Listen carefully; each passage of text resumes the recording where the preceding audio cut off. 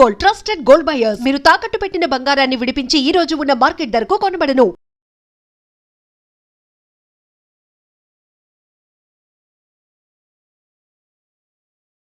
నమస్కారం, welcome to I dream. ధర్మ మార్గం విత్ విజిత కార్యక్రమానికి స్వాగతం.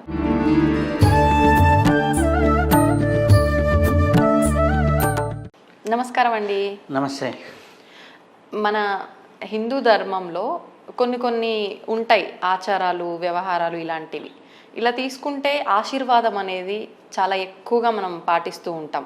అంటే ఎటువంటి చిన్న అకేషన్ వచ్చినా కూడా పిల్లలు వెళ్ళి పెద్దవాళ్ళ దగ్గర ఆశీర్వాదం తీసుకోవడము, గురువు హోదాలో ఉన్న వాళ్ళ దగ్గర ఆశీర్వాదాలు తీసుకోవడము, పురోహితులు ఇలాంటి వాళ్ళ దగ్గర ఆశీర్వాదాలు తీసుకోవడము, అట్లా మనం ఎక్కువగా ఈ ఆశీర్వాదానికి ఎక్కువగా ప్రత్యేకంగా మనం ఒక స్థానాన్ని ఇస్తూ ఉంటాం. నిజంగా ఈ ఆశీర్వాదానికి బలం ఉంటుందా, లేదు అంటే అదేదో మన అంటే ఉపసమ్మతి కోసం చేస్తున్నదా? ఏం చెప్తారు దాని గురించి? అయితే ఆశీర్వచనానికి అంటే ప్రతి ఒక్క ఆశీర్వచనానికి బలం అనేది ఉంటుంది. అంటే మనకిప్పుడు పూర్వకాలంలో పెళ్ళిళ్ళు జరిగినప్పుడు దంపతులందరూ ఆశీర్వదించండి అంటారు. ఎందుకు?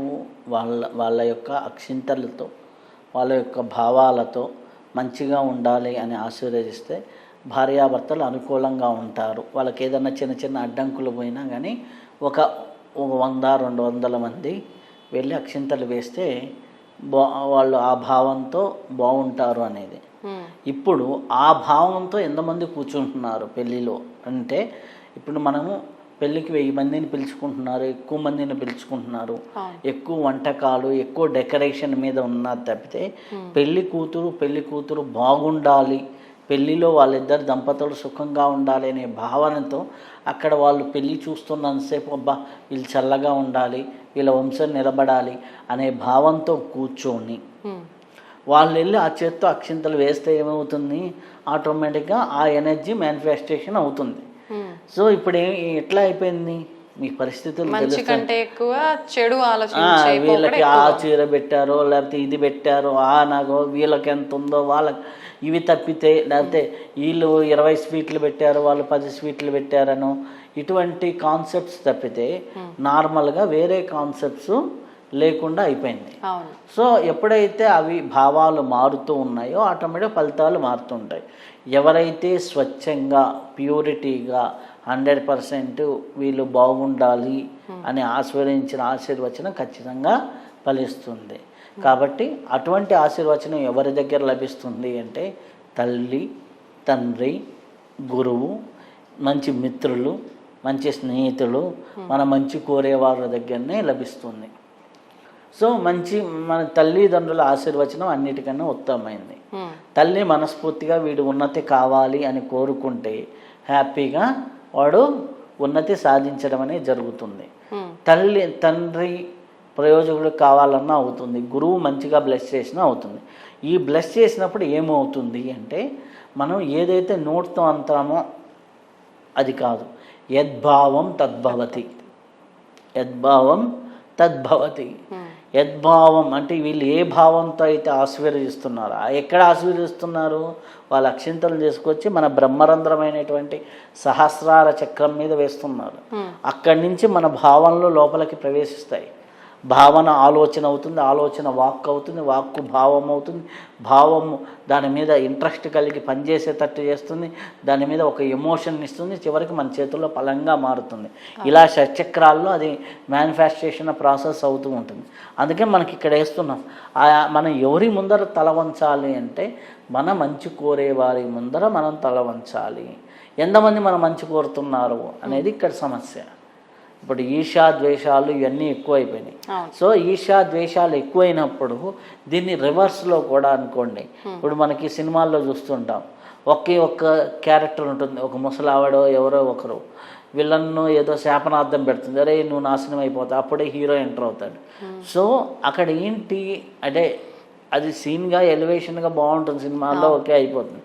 కానీ ఆ శాపనార్థానికి కూడా ఆమె ఏ తపస్సు చేసి ఉన్నది ఏది మనస్ఫూర్తిగా అంటే కట్టలు ఇది తప్ప ఇంకేమీ లేదు అన్న భావంతో గుండెలు తెంచుకుంటూ ఆశీర్వదించిన ఆశీర్వచనమైన తిట్టైనా అంటే ఏకీకృత భావనతో చేసినప్పుడు అది మేనిఫెస్టేషన్ కాక తప్పదు. ఓకే.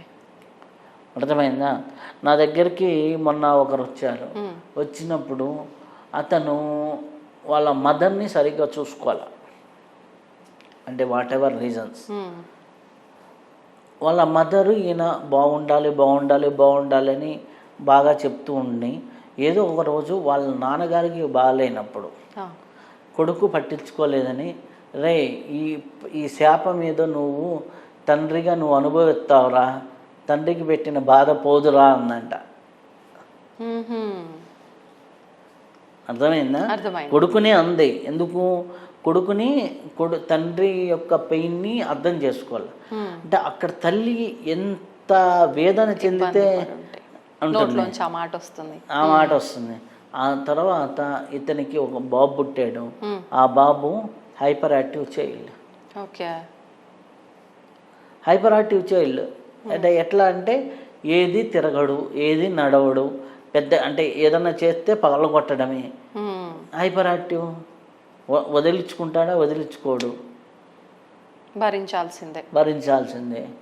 ఏమైంది? వాడిని ప్రయోజకుడిని చేసినా రేపు పట్టించుకుంటాడని ఉందా?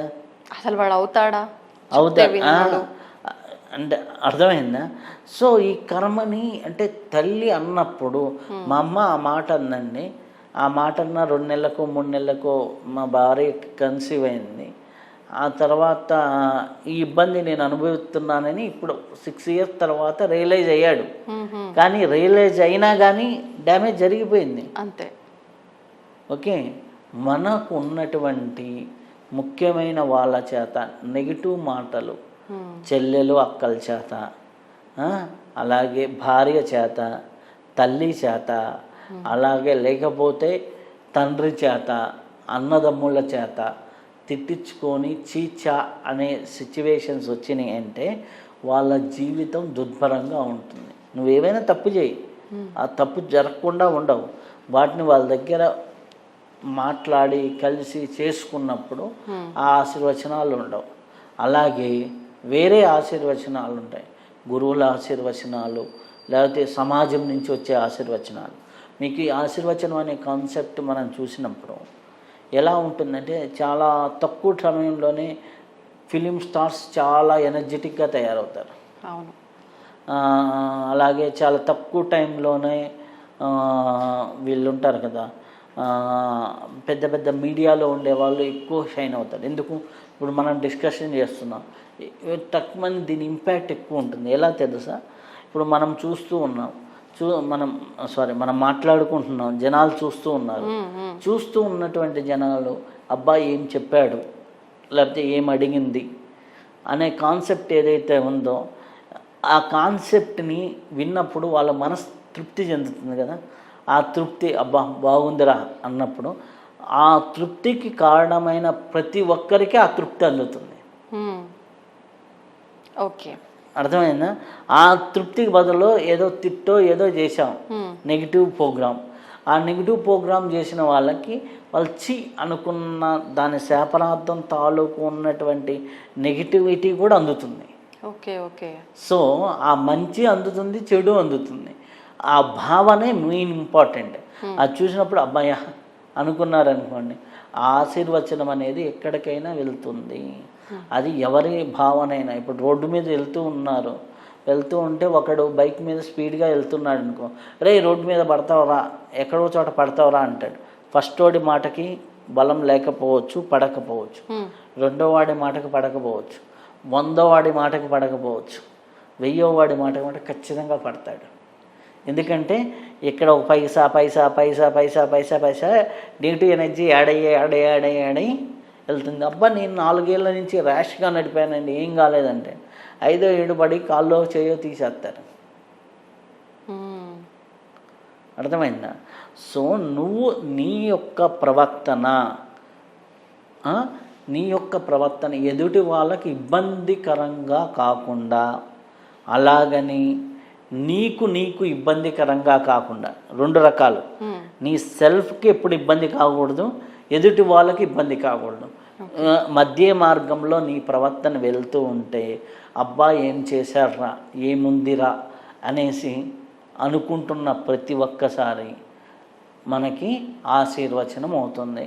ఓ పెళ్ళికి వెళ్ళారు, ఒక అమ్మాయి హాఫ్ శారీ కట్టుకొని నీట్గా ఉంది, అమ్మాయి ఎంత చక్కగా ఉందో అనుకున్నారనుకోండి, 100 మంది అన్నారనుకో, వాళ్ళకి ఏంది పాజిటివ్ ఎనర్జీ యాడ్ అయ్యి చెయ్యి దగ్గరకు వచ్చి అక్షింతలు వేసి ఆశీర్వదించ అనుకున్నారనుకోండి, పాజిటివ్ ఎనర్జీ యాడ్ అవుతుంది.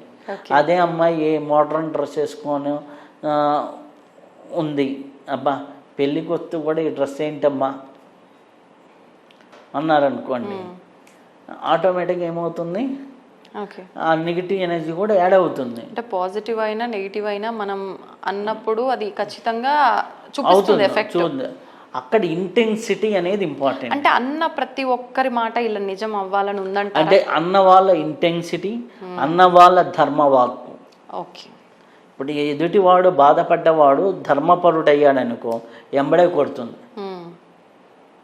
ఇప్పుడు ఈ ఆశీర్వాదానికి సౌభాగ్యానికి సంబంధం ఉందా? అంటే కొంతమంది ఇప్పుడు మీరు అన్నారు, కొంతమంది మన వాళ్ళు అని మన మంచి కోరుకునే వాళ్ళ ఆశీర్వాదం కానీ వాళ్ళ మాటకు పవర్ ఎక్కువగా ఉంటుంది, మన పైన ప్రభావితం చూపిస్తుంది అని. ఇప్పుడు మదరే తీసుకోండి, మన సిస్టరే తీసుకోండి, లేదా మన మిత్రురాలే తీసుకోండి, అంటే తను సౌభాగ్యంతో ఉండి మన మంచి కోరుకుంటే మంచి జరుగుతుంది. అదే పర్సన్ సౌభాగ్యం లేకుండా ఉండి మనం మంచి కోరుకుంటే మంచి జరగదా? అంటే తను మనని ఆశీర్వదించడం తప్ప? భావానికి ఇక్కడ పవర్ ఉంది తప్పితే సౌభాగ్యం ఉందా లేదా అనేది పక్కన విషయం. సౌభాగ్యము అనేది ముత్తైదుతనము, భార్య భర్త అనేది ఇరువురు అనే కాంబినేషన్ కాబట్టి దాంపత్య జీవితానికి, గృహస్థాశ్రమ జీవితానికి మన వాళ్ళు ఎక్కువ విలువ ఇచ్చారు కాబట్టి భార్యాభర్తలు దంపతులు రండి, దేనికైనా దంపతులుగా రండి అనే కాన్సెప్ట్ ఉంది. కానీ దంపతులు లేని వాళ్ళు కూడా వాళ్ళు ఆశీర్వదిస్తేనే కదా అవుతుంది. ఇప్పుడు మీకు మహాభారతంలో మీరు చూసినప్పుడు కుంతిదేవి ఉంది కదా, ఆమె పాండురాజు వెళ్ళిపోయిన తర్వాత ఆమె ఆశీర్వదించిన బలంతోనే కదా పాండవులు అంత గొప్పవాళ్ళు అయ్యారు. ధృతరాష్ట్రుడు వాళ్ళ ఉన్నా కానీ వాళ్ళు భార్యాభర్తలు ఉన్నా కానీ పిల్లలు ఎదవలే అయ్యారు కదా. నువ్వు మంచి కోరి మంచి భావనలతో ఉండి ఎక్కడ ఎవరు ఆశీర్వచనం ఉంటే భావనకి పవర్ ఉంది. యద్భావం తద్భవతి. ఆ భావన ధర్మబద్ధంగా ఉందా, సత్యవ్రతంతో ఉందా, అటువంటి వాళ్ళు అంటే మంచిగా ఉంటూ సత్ప్రవర్తనతో ఉంటూ అటువంటి వాళ్ళని ఇబ్బంది పెట్టినప్పుడు వాడికి ఆటోమేటిక్గా బ్లాస్ట్ అవుతుంది. సో అటువంటి వాళ్ళు మంచి కోరుకున్న అవుతుంది, ఒకవేళ తిట్టినా ఎమ్మడే అవుతుంది. మామూలు వ్యక్తులు కోరుతూ ఉంటే దాని తాలూకు ఎనర్జీలు తోడవుతూ ఉంటాయి, ఆ ఎనర్జీలు ఫలితాన్ని ఇస్తూ ఉంటాయి అన్నమాట. ఓకే, ధన్యవాదాలండి. ధన్యవాదాలు.